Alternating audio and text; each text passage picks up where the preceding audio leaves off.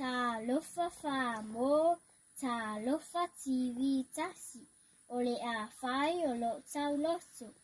Ioane se fulma le whawhai upu mua mua se i whangata i le tonu. Awa le atu valelo o tau loto, ia o tau whaatu le atua, ia o tau whaatu mai fo i tia. E tele men no foi matalo tama ana le ai po ua o whea te oto. O te alo sa uni se mea o te no foi ai. A whai foi o te alo sa uni se mea o te no foi. O te toe sau o taria foi o te o mea o te iaia. Ina iai o te o mea o te iaia. O le a usu o lo pesi. A pe se vai ta fele file mu. E uti ai nei le aso.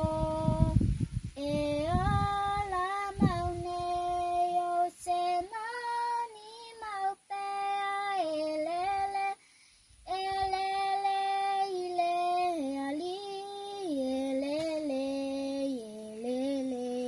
le ali le ali elele ile ali. Suafa Yesu, amen.